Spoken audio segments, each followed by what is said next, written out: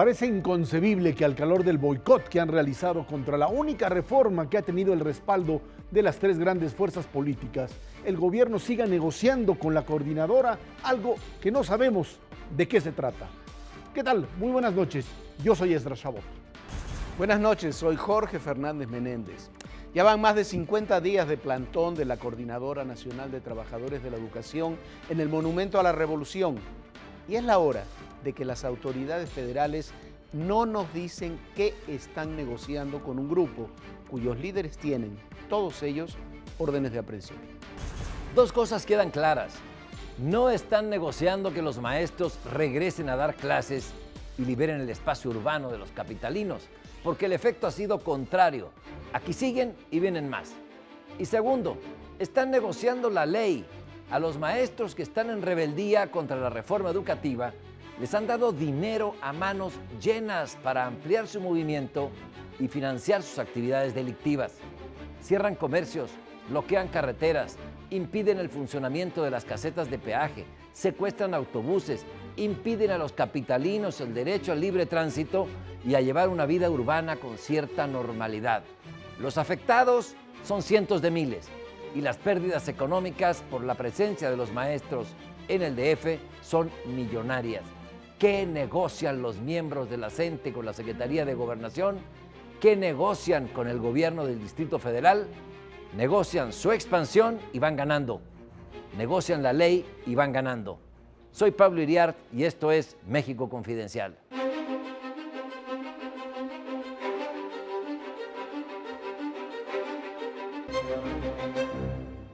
Ya van alrededor de poco más de 20 mesas de negociación con la Secretaría de Gobernación y no se ven resultados, por lo menos no se ven los resultados que la lógica haría esperar, que se fueran los maestros y que se reintegraran las clases y pasara la reforma educativa en los estados donde está atorada y va a seguir atorada.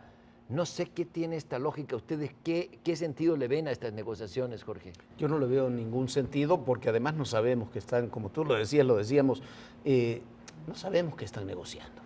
Algo están negociando, no se pueden tener 20 mesas consecutivas, algo se está negociando. Si vemos lo que pide la coordinadora y lo que sigue pidiendo la coordinadora es en parte dinero, ya se lo dieron, por lo menos en Oaxaca se lo dieron, piden la liberación de estos secuestradores presos, según dice la PGR eso es imposible por los testimonios que hay en contra de ellos, y piden que se anule la reforma educativa y de facto lo están logrando en los estados donde la coordinadora tiene mayor peso. Tú mencionabas, Jorge, dinero que se les ha dado en Oaxaca, que ya se les dio el pago, en otros etcétera. estados, pero también Michoacán les dieron 200 millones en julio, 200 millones de pesos para que los repartan entre los maestros paristas.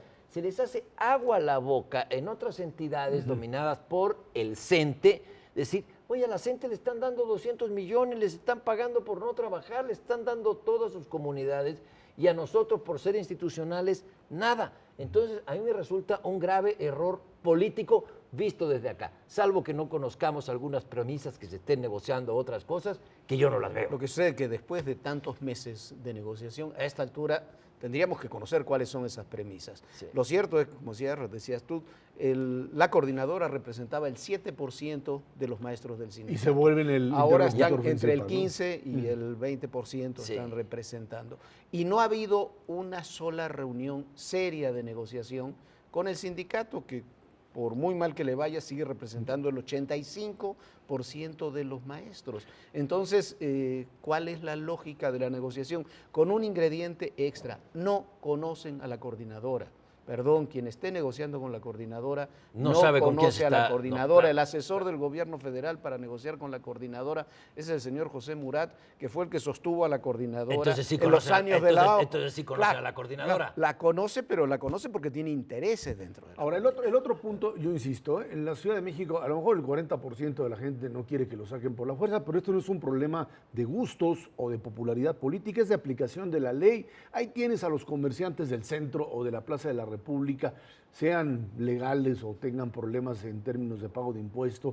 Tú no puedes acabar con un sector de la población e imponerle directamente a un grupo que ocupa la zona y que hace sus necesidades bajo el principio de que pues no se le puede tocar porque la ley no se puede aplicar en determinadas zonas porque entonces se puede generar un conflicto mayor y pueden resultar golpeados. Eso es la disolución del Estado, así como sucede en muchos lugares. Hablábamos la semana pasada con respecto a narcotráfico y la disolución o desaparición del Estado. Esto que sucede en Plaza de la República es la desaparición de la fuerza de la autoridad local y federal en una zona de la Ciudad de México. Y están negociando con personas que tienen orden de aprehensión. No hay, hasta donde yo sé, no hay una ley de amnistía. Que no se ejecutan. No hay una ley de amnistía que diga, bueno, vamos a amnistiarlo mientras duren las negociaciones. No, están negociando con 8, 12 personas que están sentados a la mesa, que tienen todos orden de aprehensión. Bueno, entonces, ¿de qué se trata? Es una burla a la legalidad y es una burla a todos quienes quieren actuar dentro de la ley y vivir como personas civilizadas. Con un agravante. Ahí dentro está el EPR, está el ZLN, están grupos armados como el ERPI que también operan, hay organizaciones que ni siquiera conocemos que ahí están operando. Datos alcanzan, el operador de Núñez, el líder de la sección 22, es este señor que está detenido, acusado de encabezar la célula del secuestro de los niños en Oaxaca, y era el operador de las delegaciones, era el que se reunía con todos los directores de escuela para ver quién ascendía, quién no ascendía, quién se quedaba. Imagínate el poder que tienen estos grupos y entonces, ¿qué están negociando con ellos? Jorge Pablo, yo creo que este miedo que tiene, finalmente es miedo que tiene el gobierno federal de cómo tratar el asunto de la coordinadora, está relacionado con esa realidad de los grupos de poder armados, de distinto tipo, de capacidad de movilización, de capacidad de acción, incluso violenta, que tiene la coordinadora en distintos estados. Y en función de eso, hay que tener más cuidado. Entreguen a los gobiernos estatales para que no vaya a crear un problema mayor y mejor les entregamos Chiapas y Oaxaca. Bueno, como han hecho en otras zonas, Mi preocupación política, a veces, no sé si ustedes la comparten, es que cuando el gobierno quiera revertir esta situación, cuando se dé cuenta, como decía Jorge, con quién estaban metiéndose, quién es la coordinadora, ya sea demasiado tarde y cuál sea el costo. Que quizás ya es demasiado tarde, porque las medidas que se van a tener que tomar ahora van a ser necesariamente mayores que si en julio, como se pensó originalmente, se metían las leyes secundarias de educación. No se hizo porque el PRD les pidió más tiempo para negociar con la coordinadora. Se terminaron metiendo el 20 de agosto, el día que comenzaban las clases, o sea, cuando los maestros regresaban a clases. Reforma educativa que en los lugares donde la coordinadora tiene el control, ni siquiera va a poder comenzar a funcionar ningún instituto de evaluación educativa, porque nadie se va a atrever a llamar a evaluación a alguno de estos profesores. De evaluar. No han podido hacer el censo. Ni siquiera el censo, no dejan entrar al INEGI. A evaluar, van a decir, en Michoacán, donde ellos controlan, o en Oaxaca. Oye, no puede ser. Pero Pablo, no hay reforma educativa en la práctica en los estados donde se controla la CENTE. ¿Qué hay que hacer? Por lo menos, bueno, hacer cumplir la ley, obviamente, y cumplir las órdenes de aprehensión.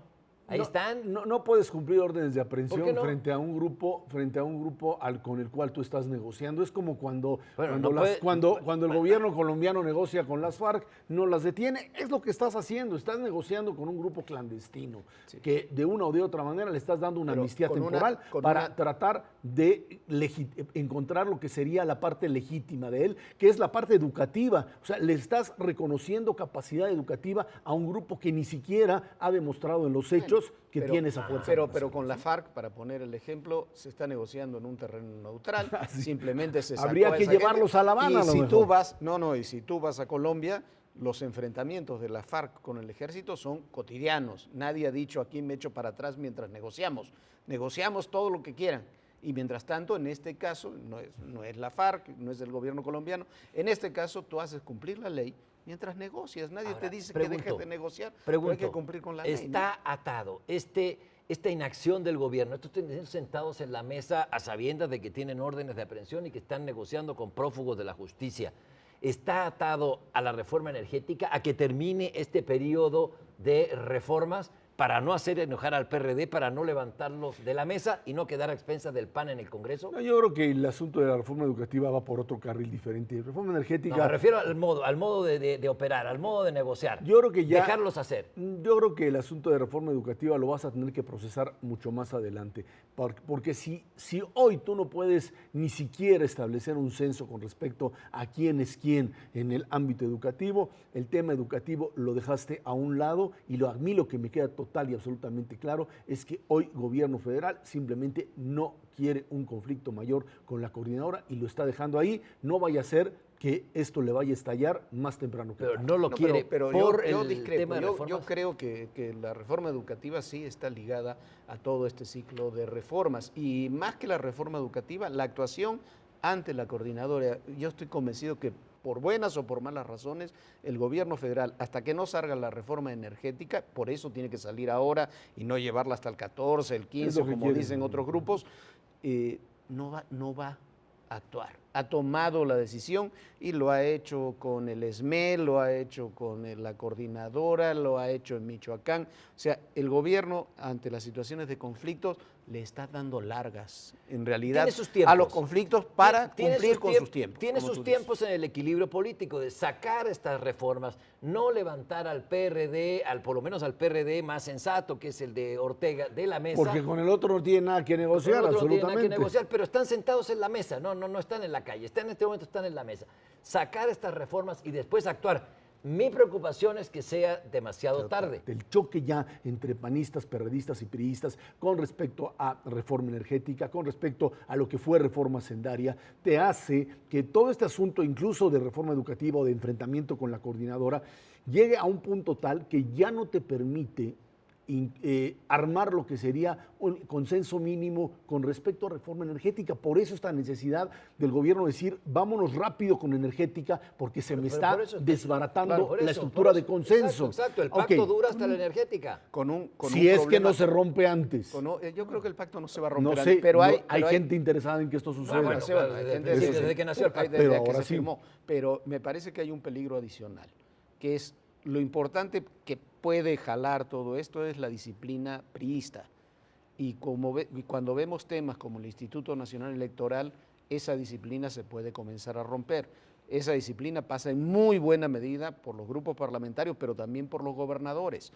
Y ya hay gobernadores que están molestos por el tema de la coordinadora, hay gobernadores que están molestos por distintas acciones delincuenciales que se cometen en sus estados, y ahora, si le vas a quitar las atribuciones constitucionales a los gobiernos estatales, no creo Y esa que sea una molestia buena. es de gobernadores de PRI, PAN y PRD. Los tres partidos. Pero yo te diría directamente que los gobernadores priistas hoy se la van a tener que jugar con el gobierno federal. De aquí, al menos hasta que termine el proceso de reformas, no habrá ninguna disidencia.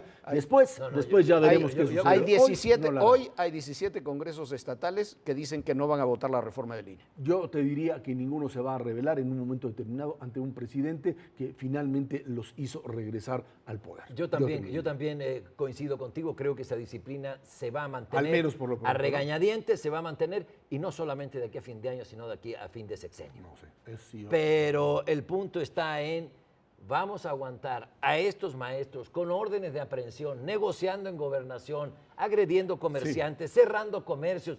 ¿Lo vamos a aguantar de aquí a fin de año? Sí, los vas a aguantar, no te queda de otra. Y después, ya Dios ahí dirá. está, o sea, sí está atado al punto de la negociación de la reforma energética. Yo sin creo lugar a que dudas. Pero en fin, lo que va por un solo camino es el tiempo, este recurso no renovable. Así es que nosotros nos despedimos. Jorge, Ezra, a ustedes, muy buenas noches. Esto Gracias. fue México Confidencial.